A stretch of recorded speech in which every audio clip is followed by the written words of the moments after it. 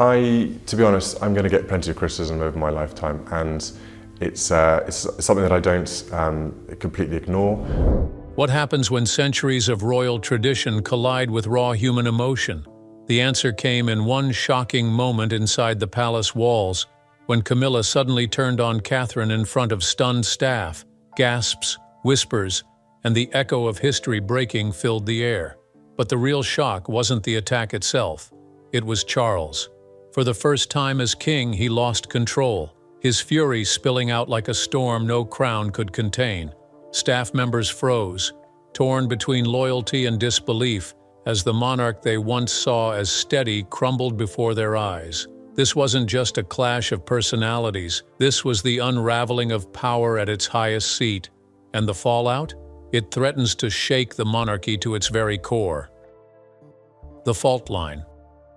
The palace shimmered with the kind of quiet anticipation that always came before a formal gathering. The chandeliers had been polished until every crystal reflected light, like a star caught inside glass. Fresh flowers lined the corridors, their fragrance competing with the faint scent of wax from the candles that had been set for the evening. Staff members moved quickly, yet gracefully, their footsteps softened by the velvet carpets, their voices barely above a whisper. On the surface, everything was poised for perfection, yet beneath that polish, something unsettled stirred, like a river running restless beneath a frozen surface. Catherine noticed it first in the eyes of the attendants who passed her. Their movements were correct, their bows and smiles precisely as expected, but there was a tightness in their faces, a nervous shift in their gaze, as though each one carried a secret too heavy to conceal. She asked one of the maids if everything was in order, and the young woman quickly assured her that all was well. But Catherine felt the unease linger even after the maid had hurried away, her words unconvincing against the tension that still clung to the air. Throughout the day, she caught fragments of hushed conversations drifting across hallways and corners. Words would fall silent whenever she approached, leaving only an unfinished sentence hanging in the air. Once she heard laughter that ended too abruptly, replaced by whispers that broke apart into guilty silence when she drew near. She tried to dismiss it as palace gossip, the kind of chatter that had always existed between those who served in such a grand and complicated household. Yet this time the whispers carried a different weight. They felt sharp and purposeful, almost like warnings muffled into secrecy. Still, Catherine pushed the thoughts aside. She had long grown used to living beneath watchful eyes and muted tongues. Her role required calm grace, and so she centered herself in that. She smiled where she was expected to smile, and walked with poise through the rooms that would soon be filled with guests. She oversaw small details, complimented the staff, and ensured that her presence was as composed as always. But in the stillness of her heart, she could not ignore the sense that something unseen was drawing closer, as though the palace itself was holding its breath. The staff continued with their preparations, but the atmosphere seemed to shift with every passing hour. The air carried a tension that had nothing to do with the event ahead. Even the walls seemed to listen, holding on to secrets that could not remain hidden forever. Catherine adjusted her gown in the mirror and told herself that perhaps she was imagining it. Perhaps the whispers were nothing more than idle speculation. Yet part of her, the part that had been sharpened by years of silence and scrutiny, knew better. The stage was set for elegance and order, but it was also set for something else. Beneath the glitter of the chandeliers and the neat precision of the staff lay a crack, invisible but real, a fault line waiting to give way. Catherine could not see how close it was to breaking, nor how violent the storm would be when it came, but the palace knew, the walls knew, and soon everyone would.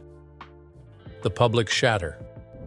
The staff had gathered in the chamber for what was meant to be an ordinary briefing. The long table was polished to a gleam, and papers were neatly stacked in front of each seat. Catherine sat quietly, her posture straight and graceful, listening as routine matters were discussed. Around her, the staff members nodded politely, their pens poised, their eyes carefully attentive. Everything seemed orderly, the kind of formality that the palace demanded. Yet beneath the calm, there was an undercurrent, an energy so tense it seemed to hum in the air like an unseen current waiting to snap. Camilla entered the room with a swiftness that drew every eye. Her steps were heavy and purposeful, and her expression carried a hardness that unsettled even those accustomed to her moods. She did not wait to be acknowledged. Instead, she fixed her gaze directly on Catherine, and the room grew silent. The kind of silence that holds both curiosity and fear. At first, her words were sharp, dressed as remarks but sharpened into accusations. She questioned Catherine's choices, her presence, even her influence. The words sliced through the air like glass breaking. Catherine tried to respond with calm, her voice steady, her words chosen with care. She reminded Camilla that the matters at hand were about duty, not rivalry. But the effort only seemed to inflame Camilla further. Her voice rose, filled with bitterness that had long been hidden beneath controlled smiles. The staff sat frozen, their eyes darting between the two women, unsure whether to look away or bear witness. No one moved, for they all knew they were standing inside a moment that would not be forgotten. Then the moment turned. What began with words became something no one expected. Camilla's hand struck out, her anger spilling into action. The gasp that followed was sharp and collective, a sound that echoed against the stone walls. Catherine staggered back, not with rage, but with stunned disbelief. The air seemed to shatter with the weight of what had just taken place. This was no longer a private quarrel whispered about in corridors. This was a public unmasking, a rupture of royal decorum in its purest form. The staff could not move. Some pressed their lips together, others lowered their eyes, but no one dared to break the silence that followed. They had all sworn loyalty. They had all been trained to carry secrets to their graves. But this was different. This was not a secret that could be buried. It had been seen, it had been heard, and it had been felt. Catherine stood still, her breath quick, her eyes steady though her heart thundered in her chest. She did not respond with retaliation. Instead, she allowed the silence to speak for her, and in that silence her dignity became her defense. Camilla, trembling with fury, turned her face away as though she could not bear the weight of what she had done. The chamber remained suspended in that moment, caught between disbelief and the knowledge that nothing would ever be the same again. The fault line had broken, and the palace trembled with the shatter. Charles unravels.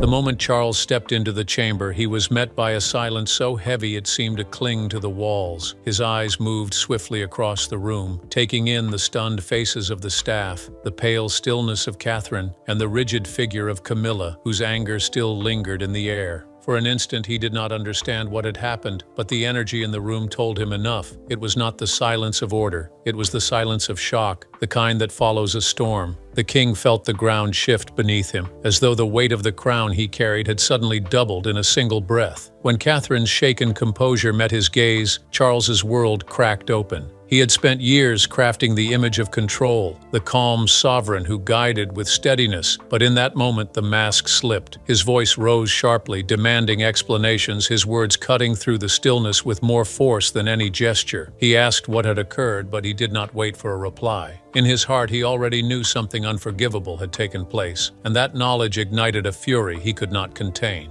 Camilla attempted to justify herself, her tone sharp, but her words only stoked his fire. Charles's anger spilled over, his voice no longer regal but raw, the voice of a man betrayed by those closest to him. He lashed out at Camilla, his accusations fierce, but then he turned to Catherine as well. His eyes burned with frustration as he demanded why she had not intervened, why she had allowed the moment to unfold. His questions were not fair, and he knew it, yet they came like arrows loose without aim, desperate to strike at something, anything, to release the weight pressing against his chest. The staff remained still, their heads bowed, though their hearts raced with fear at witnessing such unguarded chaos. They had been trained to serve kings with silence, to guard the dignity of the crown with their loyalty, but what they saw now could not be unseen. Charles, usually so careful to preserve his composure, shouted without restraint. His words struck at everyone in the room, calling out their silence, their weakness, their inability to hold together the fragile order of the palace. He accused himself as well, his voice cracking as he declared that he had failed to maintain harmony, that discord had taken root under his very rule. Each outburst seemed to fracture his authority further. His gestures grew unsteady. His voice thundered and then faltered, betraying the depth of his turmoil. For the first time, the staff saw not a sovereign, but a man undone, a man whose temper had slipped free of his grasp. The weight of generations, the expectation of perfection, the endless demands of image and duty all collided in him at once, and the explosion shook the chamber more than Camilla's strike ever could. Catherine did not speak. She remained composed, though her silence carried a strength that Charles both envied and resented. Camilla stared back with defiance, unwilling to yield, and Charles, caught between the two women, felt the crown slip in spirit if not in form. His voice softened only at the end, but the damage had been done. The king was no longer sovereign of his own temper, and the palace had witnessed every moment of his unraveling.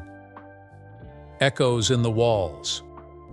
When the meeting finally ended, the staff filed out in uneasy silence. Their footsteps echoed against the polished stone floors, each step quick but careful, as though hurrying to escape the weight of what they had just witnessed. None dared speak within the chamber, yet the moment they reached the corridors, whispers began to stir. Fear had held their tongues inside, but the hallways loosened them. The words came quietly at first, soft as the rustle of fabric, but soon they spread like sparks, finding dry wood. Some spoke in defense of Catherine, their loyalty visible in hushed voices that carried admiration for her composure. They remembered how she had stood still and dignified while Camilla lashed out, and they believed it revealed the strength of a true future queen. These voices praised her silence, seeing it as wisdom rather than weakness. They whispered that she had shown the restraint of a leader, someone who could endure insult without descending into chaos. Others took Camilla's side, though their support was quieter and far less confident. They insisted that her outburst had been born from years of struggle, from a constant fight to be seen and respected. They spoke of her frustrations, of the feeling that her position was questioned at every turn. Their words painted her not as reckless, but as a woman finally breaking free of restraint. These defenders knew their perspective was dangerous, so they shared it only in corners and behind closed doors, never daring to let it travel too far. Yet the loudest whispers did not belong to Catherine or Camilla. They belonged to Charles. Many questioned how a king could lose control so completely, how his anger could spill over in front of his staff without thought of consequence. They spoke of the trembling in his voice, the fury in his eyes, the way his accusations fell on everyone around him. What they had seen was not the calm authority of a monarch, but the outburst of a man overcome. Some pitied him, believing the burden of the crown had finally cracked him. Others feared him, worried what such rage might mean for those who served so near his throne. The palace itself seemed to carry the echoes of these whispers. The stone walls, though ancient, felt alive with the tremor of voices passing through them. Every corridor became a conduit for rumor, every chamber a vessel for speculation. Servants avoided one another's gaze, not out of indifference, but because they feared what might be revealed in their eyes. Even the air felt heavier, as though the palace was no longer a sanctuary of order, but a house divided by uncertainty. By nightfall, the whispers had become impossible to ignore. Loyalties had been revealed in small glances and subtle exchanges. Allegiances shifted not by open declaration, but by the quiet choosing of sides. And in the center of it all was a crown, still shining yet trembling, as if it too felt the weight of instability pressing against its ancient gold. The palace walls had held centuries of secrets, but rarely had they trembled with one so dangerous. The splintering crown.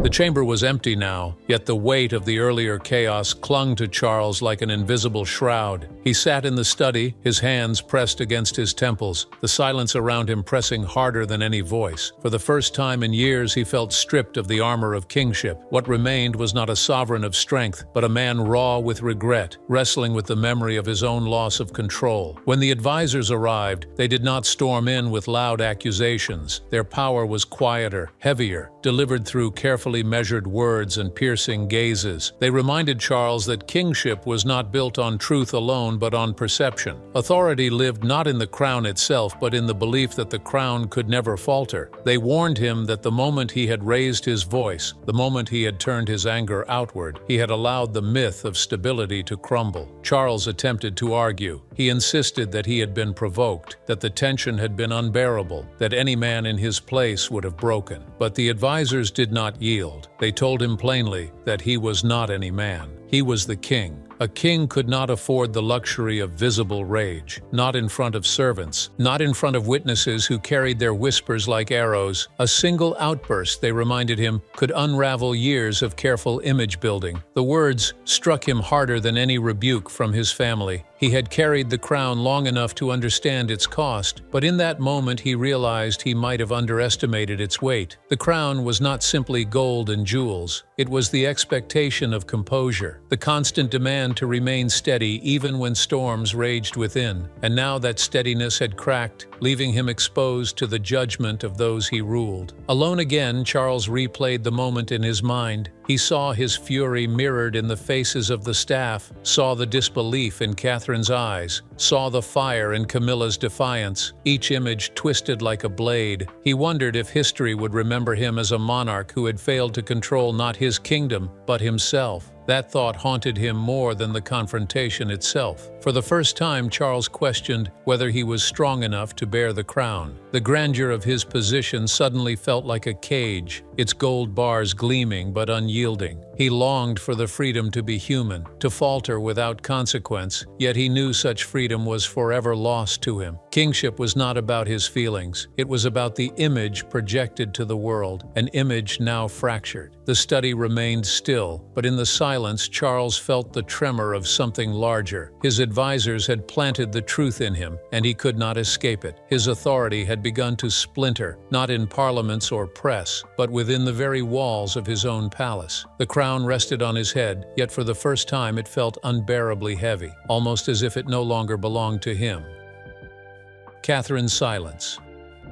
Catherine withdrew from the chamber with measured grace, her steps steady though her heart ached with the weight of the moment. She had not raised her voice, she had not defended herself in kind, and she had not allowed anger to claim her. Instead, she carried her pain inward, locking it behind the calmness that had always defined her public presence. To those who watched, she seemed untouched, but within her silence there burned a wound that words could not soothe. Her decision not to retaliate was deliberate. She knew that every expression, every gesture, every breath within the palace walls was observed, dissected, and remembered. To fight back would have been to lower herself into the very chaos she had sought to avoid. By choosing silence, she chose dignity. She believed that stillness could speak louder than shouts, that composure could reveal strength in ways that fury never could. Yet she also knew that silence, in the palace, was never neutral. Among the staff, her restraint was admired by many. They whispered of her poise, of how she had endured humiliation without breaking. To them, she embodied the patience of someone who understood that true power often lived in quiet endurance. They saw her as a figure of grace, someone who could bear the cruelty of others without letting bitterness stain her spirit. To them, she was the future, and her silence confirmed that she was prepared to shoulder the burdens of leadership with steady hands. But others saw her silence differently. They believed it revealed fragility, that her unwillingness to respond exposed her vulnerability rather than her strength. These voices questioned whether she had the resolve to stand her ground in the face of conflict. They interpreted her composure not as wisdom, but as hesitation.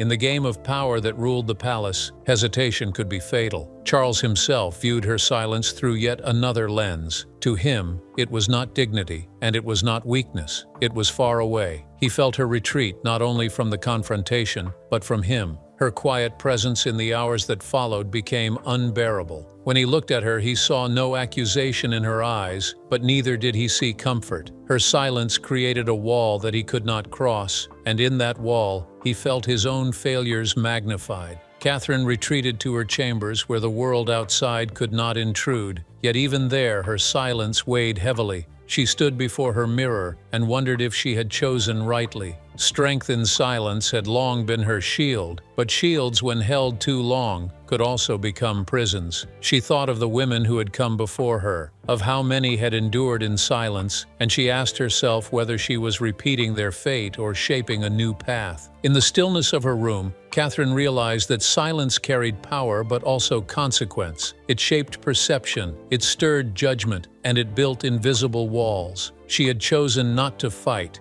and in that choice, she had both protected herself and isolated herself. The palace had already begun to interpret her silence, and so had her husband. What began as restraint now threatened to become something heavier, something that would define not only how others saw her, but how she saw herself. Camilla's shadow. Camilla did not flinch from the aftermath of the confrontation. While others whispered of disgrace and scandal, she carried herself as though her outburst had been necessary, even righteous. In her mind, she had spoken and acted with honesty, cutting through the polished surfaces of pretense that weighed on every corner of the palace. She told herself, and anyone who would listen, that her actions had not been reckless but protective. To her, she had defended her rightful place, defended the monarchy from subtle undermining, defended the truth that others were too timid to voice. In private conversations, she crafted her story with precision. To sympathetic ears among trusted attendants and long-standing supporters, she spoke of years of sacrifice, of battles fought in silence, of dignity withheld from her even as she stood at the side of the king. She described her outburst not as loss of control, but as courage. She cast herself as the only one willing to stand against shadows of doubt and subtle disrespect. For those who already leaned toward her side, her words were persuasive. They nodded, they murmured agreement, and they carried her narrative further along the halls. Her voice grew louder in the corridors through those who echoed her claims. She became in their telling a woman who had endured enough, a woman finally unafraid to demand the recognition owed to her. In this retelling, she was not the aggressor but the defender, not the reckless figure but the guardian of royal order. Each whisper of support became fuel for her certainty, strengthening her conviction that she had acted not out of weakness but out of strength. Yet in the quiet moments alone, when no attendants hovered and no allies listened, the bravado dimmed. Camilla looked into her mirror and found her reflection harder to bear. The face that stared back at her carried not only defiance, but also fear. The truth she could not speak aloud was that beneath her fury lived a deep and unshakable terror. It was the fear of being eclipsed, of being forgotten, of being replaced in the hearts of those who mattered. Catherine's grace haunted her, not because of what Catherine had done, but because of what she represented. Camilla had fought too long to stand where she stood, and now the thought of losing her place filled her with desperation. Every gesture from Catherine, every word of praise whispered about her, felt like a shadow pressing against Camilla's light. Her outburst had been more than a defense. It had been a cry against the encroaching silence of irrelevance, a refusal to fade into the background of history. She could not bear the thought of becoming a footnote while Catherine's name grew brighter with each passing day. To the world outside her chambers, she remained unrepentant. She continued to tell her story with conviction and continued to frame herself as the woman who fought for the order of the crown. But within her heart, the shadow grew longer. It was not Catherine's silence that truly haunted her. It was the silence she feared would eventually fall upon her own name, the silence of being eclipsed forever. The fractured mirror. Charles sat alone in his private chamber long after the palace had gone quiet. The lamps cast a soft glow across the room, but the light did not ease the heaviness in his chest. Before him stood the tall mirror framed in gold, a mirror that had reflected generations of rulers in their robes and crowns. Tonight it reflected something else entirely. He looked into it and did not see a king. He saw a man whose composure had fractured in front of the very people meant to uphold his authority. His reflection bore the strain of the day. The deep lines across his face seemed sharper, carved not by age alone but by the burden of expectation. He studied his eyes and saw the turmoil still alive within them. Those eyes had once been trained to project calm, to reassure subjects and family alike, but now they carried a rawness that could not be hidden. He lifted his hand, pressed it against the glass, and wondered if the man staring back was worthy of the crown he wore. Between Camilla and Catherine, he felt as though he stood on a tightrope